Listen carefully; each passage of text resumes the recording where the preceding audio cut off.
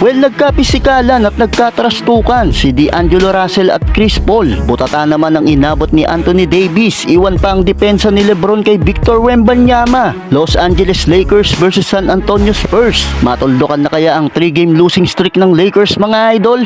Well, nagbabalik first 5 si Dalton Knecht. Hindi pa nagiinit ang first frame. Butata agad ang inabot ni Anthony Davis kay Victor Wembanyama. Attack mode si LeBron, driving to the basket. Sinagot naman ni Wemby ng isang tres. Mainit ang rookie ng LA na si Dalton Knecht na bumuwat sa first quarter with 10 points. Lamang ang Lakers ng 9 points. 32-25 end of first quarter. Second quarter, sinimulan ni D'Lo ang opensa sa isang floater. Eto mga idol, Victor Wembanyama, pinostehan si LeBron James. Sabay spin moves, iniwan lang ang depensa ni LBJ. Grabe yon mga idol, nagulangan ng alien rookie si The King. Matapos niyan, sagutan na ng opensa ang both teams. Nakabawi pa ng blanka si LeBron sa kalaban, mga idol. Mainit na rin si D'Lo beyond the arc. Well, wala nang isang minuto, nagkapisikalan si CP3 at D'Angelo Russell. Matapos sikuhin ni Chris Paul si D'Lo, gumanti rin naman ang Lakers shooting guard. Nagkainitan at nagkatrastukan na ang dalawa, mga idol. Well, 11 points lead by the Lakers. Isang buzzer beater 3-pointer ni AR sa harapan ni Wemby. 58-47 halftime. Second half, hawak pa rin ng Lakers ang momentum. Todo buwat pa rin si Wemby sa opensa ng San Antonio, mga idol. Back-to-back shooting for Wembanyama. Hindi naramdaman si LeBron sa third quarter.